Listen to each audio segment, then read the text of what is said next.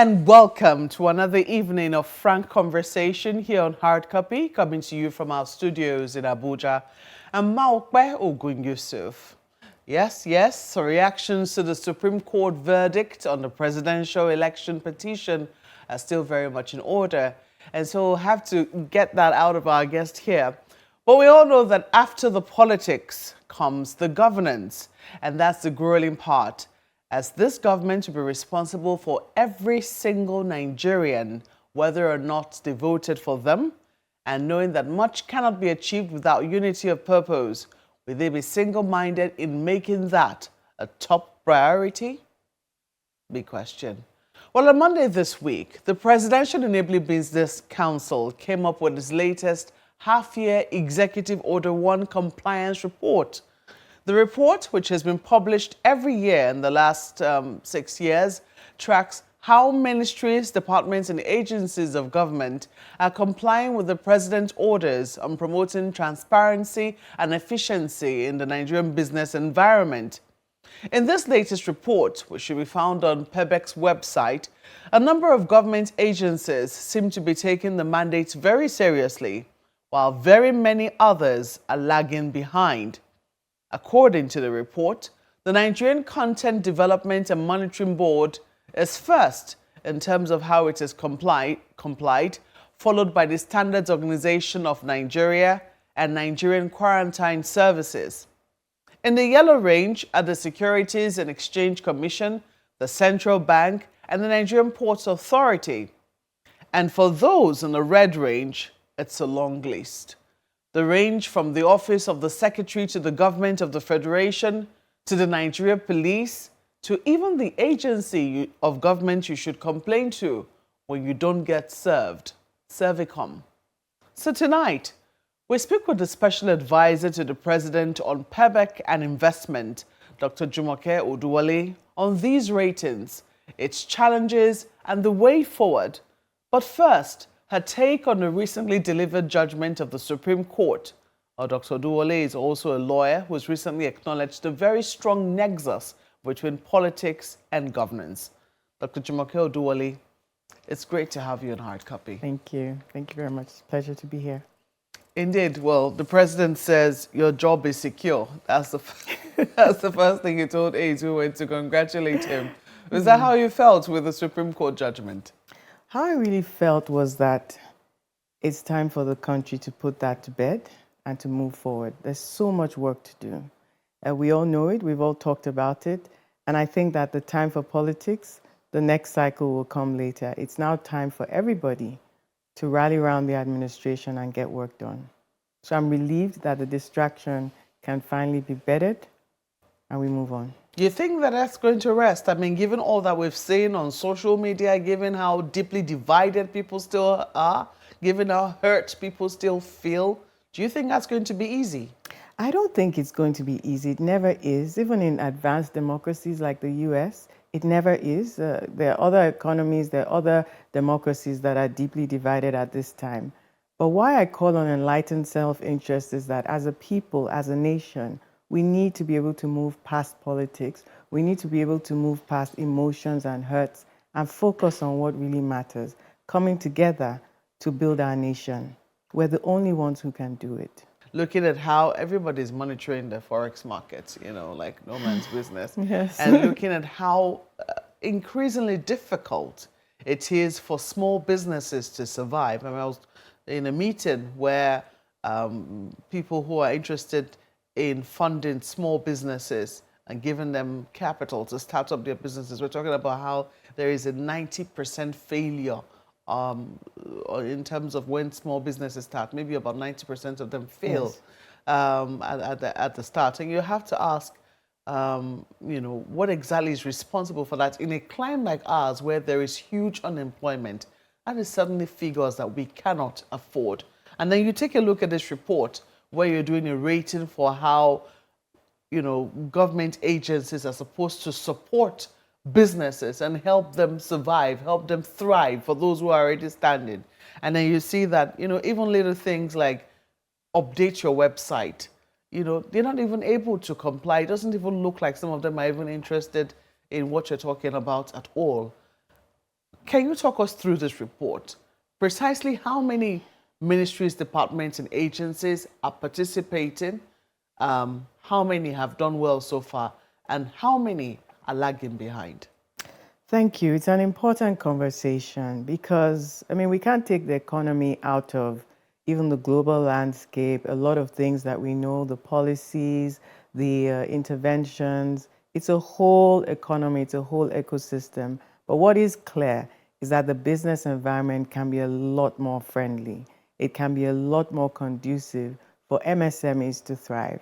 And not just MSMEs, larger companies as well, because they hold the ecosystem that the MSMEs used to plug in. But MSMEs in particular have gotten the attention of this intervention because nearly 50% of the GDP and over 90% of jobs in this country are created by MSMEs.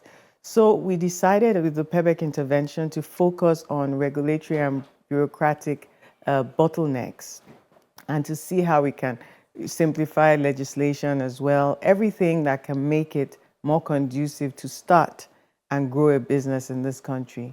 But change is never easy. We've been tracking 53 ministries, departments, and agencies since 2016 and working to see how they can improve transparency and efficiency of public service delivery. And why these two? So transparency speaks to corruption, rent-seeking opportunities. When you have transparency in a system, when you use technology and automation, when you simplify processes and your rules are clear, that removes or minimizes that problem. Efficiency, again, using technology and automation speaks to bureaucracy and bottlenecks and time wasting. That all challenges the concept of having huge burdens of time and cost of doing business and lack of transparency. So at the PEBEC, we work on people issues, we work on processes, and to a lesser extent, infrastructure, because the same ministers on the council are also responsible for some of those portfolios. So coming to the report, in 2017, the then acting president signed the first executive order on transparency and efficiency of public service delivery to the business environment. And we started tracking what this means. Under the report, under the executive order, there's 6 directives. 3 of them are cross-cutting. 1, government, just having government agencies work together so that private sector doesn't have the run around, having to go from this agency, photocopy this document, go here. The idea is that agencies should speak to each other. And then single interface, one default approval means that if you apply, the rules are laid out and it doesn't happen, it's deemed approved. This is supposed to be a huge disincentive for public service to make sure that they meet those deadlines. Now, on the other side, we have ports for the airports and the seaports addressing things like touting, starting a business. This list was collated based on the hot button, the hot areas with the private sector. So trying to work with ministries, departments, and agencies to make sure that their customer interface, their service level agreements, and these service level agreements generated by the agencies themselves are clearly listing out the services that they give out. So whatever regulations, whatever permits, whatever it is that that agency does should be clearly listed out on the website, stating how you want to be communicated with, whether it's by email, by letter, with your website, so that your private sector customers know how to reach you and how you would reach them, stating the timelines, the procedures, the cost, the documentation, and if there's a controversy between the published list and some unpublished list that somebody is talking about, the published list should carry the day. So we track them on a monthly basis. They're supposed to submit a report on the last Friday of every month, and then my team goes through it, and then Servicom is also supposed to go through it. The head of the service and the office of secretary to the government are also partakers of this whole... You didn't say Servicom. I did. I did just say Servicom. So yes, we track everybody. We track everybody because we have to, because it's that transparency and it's what gets measured gets done. So the idea is to give agencies themselves an empirical benchmark. And this is our 7th report. We've been tracking since 2018. So agencies that have tried to improve, we also commend most improved agencies. agencies that have consistently been being very efficient in their reports, and we also triangulate. So when they send in their list, the team calls and checks, and sometimes you have private sector tell us, oh yes, that agency is really good, that happened, I got it even earlier than I planned. And then you have sometimes, no, it never happened, like that never happened. And then we take off marks for that. So it's a robust methodology, and I urge everybody to read it. It's online, businessmadeeasy.ng, and yeah, that's where we are. Businessmadeeasy.ng. It's very interesting that, I mean, the people who seem to be making the top three, apart from the Standards Organization of Nigeria, I don't want to say the rest are little known. I mean, I'm a journalist. I've been in this business for quite a while. I'm not very certain that I know what the Nigerian Content Development and Monitoring Board really does. I mean, if they say they're local content, there'll be plenty of questions as to, you know, what precisely they're monitoring in local content, given the controversy that has surrounded legislators and even the executive in terms of their purchase of vehicles, etc. I mean, there were questions in that particular regard, but as I said, I'm not very certain what they do. And some people say, okay, maybe that's why they're doing so well. Nigerian agriculture. They're in the oil and gas space. Oh, okay. Yes. Okay. So, yes. So local content in the oil and gas space, we know has made some progress. That's where they were. Tremendous progress in recent times. So yes, perhaps indeed. That is actually why all 53, in fact, some of the smaller agencies or the lesser known agencies requested for this empirical tracking. Some of them actually asked to be on this list. But we go after, the PEBEC focuses on about 13 agencies, NAFDAC, SON, CAC, FIRS, the ones that, like your bread and butter regular agencies that every private sector person, for one reason or another, is dealing with. So we engage with them very regularly, and we do work with them on this report. We try to make sure that agencies understand the need to pay attention to customer service. Your website should be up to date. You should pick up your phone calls. Your phone line should be functioning. If information changes, it should be updated. So this actually gives consequence management for failure to do that. We also have our reportgov.ng app. It's on Google Play and App Store, where private sector can give feedback or complaints, and we track that as well. So agencies, it's like two sides of the coin. Agencies that are good with responding to their complaints are also usually good with sending in their monthly reports. Basically, they have probably reform-minded heads of agencies that are paying attention, making sure that the data is tracked and sent in. What we are trying to do is spotlight who's actually taking this business climate reform issues seriously. Because when they do take it seriously, it cascades into simplifying and easing the business environment. If private sector know that they can use automation, and we give very high marks for agencies that have automated interface and remove rent seeking because human contact is minimized. We give very high marks for that. That's a job of work. It is. It's a job of work. It is. Because I'm just looking at you and I'm trying to see how you talk to the police, and we know the challenges with the police. I'm looking at you trying to talk with, I mean, look at all the companies in look at them in the red. Yes. I mean, no effort. Some of them, absolutely no effort. I'm looking, Federal Ministry of Power. Is it any surprise that we're where we are?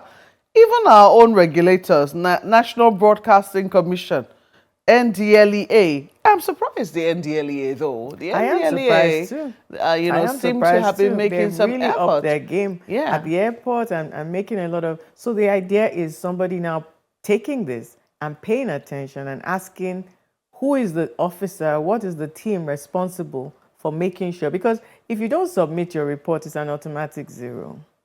So it is possible that some people are actually doing some work. Yes, but we can't, it's empirical, so we can't assume, we can't go with perception. We need the data. So we've been tracking this data since 2018. So agencies that have been consistent, you can see the tracking if you go to past reports. And there's some agencies who used to submit reports, and then maybe the officer has been changed or moved around, or the head of agency was changed, and It's fallen into the cracks, and we're trying to instill a systemic change and a habit.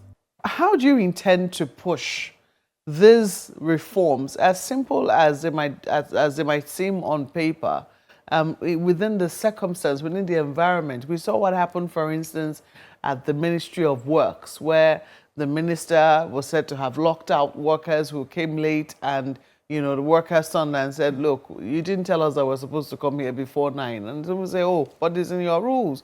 At the end of the day, the minister had to apologize. So, looking at the circumstance, looking at the place where we currently are at, vis-a-vis the amount of work that needs to be done, how confident are you? And also looking at the current economic challenges, how confident are you that people will realize sooner rather than later that they make up the government? It's not really the political class. Yes, they have their issues, but the engine of government, what really drives it, the core of it, is the civil service and the public service. Yes. If it's not working, then the country cannot work. It will be no surprise that we're where we are. Yeah, so Malcolm, there's no simplistic answer at all. And I wouldn't lie to you or Nigerians. I wouldn't sugarcoat anything. So change management at the best of times, even in the private sector, is very tough. But what I would say is that it's a journey of continuous improvement. There's a perception, and that's why we don't just, so we release reports, but reports are what we do periodically, 6 months, annually. What we do daily, weekly, is engage, communicate, encourage, inspire. We negotiate with public and civil servants. How can we get this from 15 documents required to 7 documents? Maybe the world gold standard is 3 documents or no documents.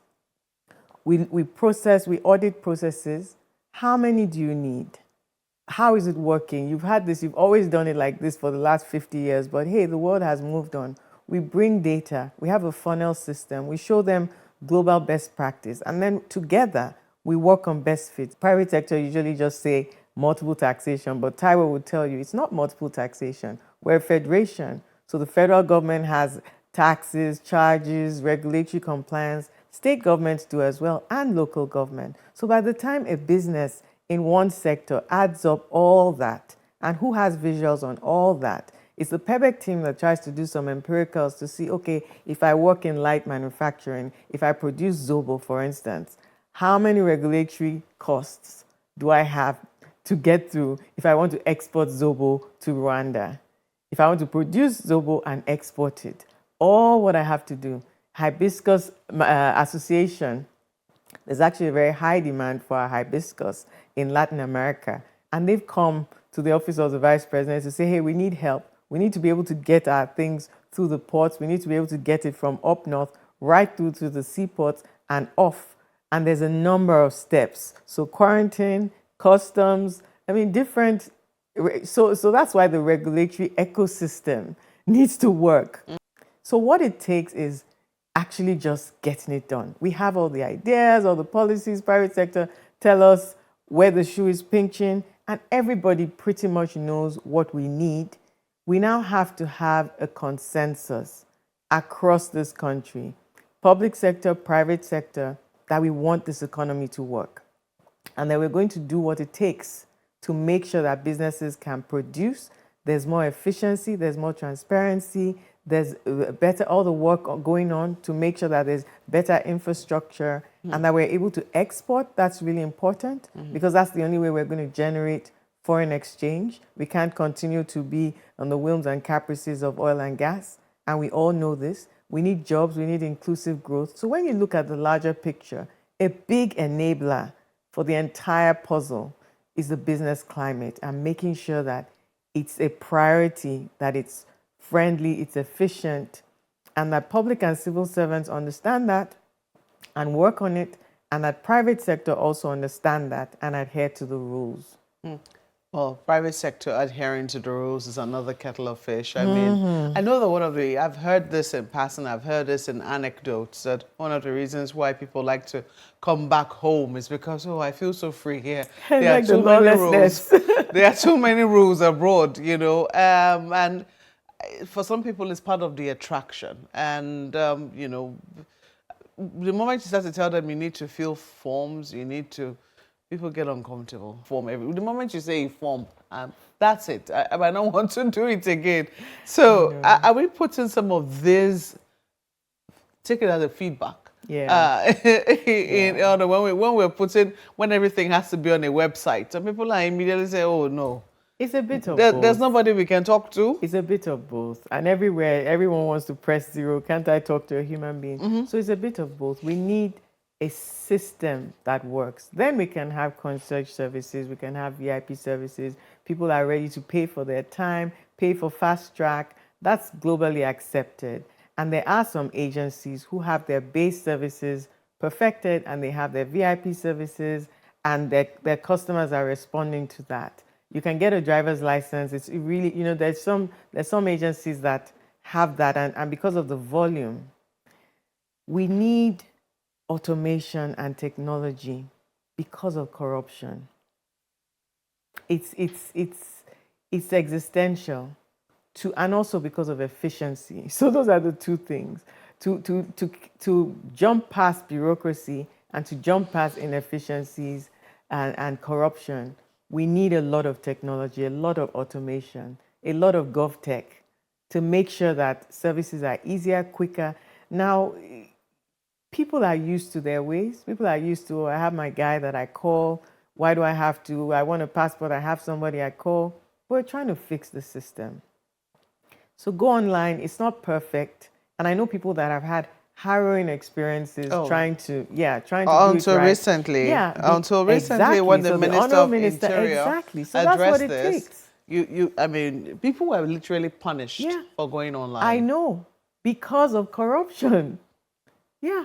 And what I say when I talk to public and civil servants, and when I also talk to private sector, is that we're Nigerians. This punishment, this whole, it's Nigerians on Nigerians. It's not a government issue. It's that a fellow Nigerian can watch another Nigerian go through excruciating pain because of some benefit. That's the problem. It's who we are that we need to check. What exactly are you hoping you'll be able to get done for the rest of the year? It's almost, we're in what month now? We're rounding up October. So, I mean, in terms of this report, we have had this data. We just decided to release it. It's 6 months. The full year report will come out in Q1. So agencies can certainly ramp up, and some have already ramped up. The PEBEC will have its meeting. We're discussing the strategy. His Excellency the Vice President will be inaugurating the 3rd cohort of the PEBEC next month. So the PEBEC will start its regular meetings and regular work. So that's one of the big things we'll be having. We're also going to pay more attention to medium-sized companies going forward. We've disproportionately, and not that we're going to stop paying attention, but we had to do some plain vanilla bread and butter, a lot of work on micro and small businesses to get them comfortable with dealing with government. And we felt that larger businesses their challenges were a bit more sophisticated, and they had access to power. They had access to ministers, to the presidency. So we focused on automation and simple things for businesses that really don't have that access. We continue to work with the legislature, whatever business climate. We had our omnibus bill. So the Business Facilitation Act has 21 other pieces of legislation that were amended with the omnibus bill, and that will continue to be refreshed. We work with the Nigerian Bar Association section of business law on scoping the business terrain legislatively and working on that. That work will continue along with the regulatory work and our strategic comms, because we believe firmly that if businesses don't know about all these reforms, then there's really no point.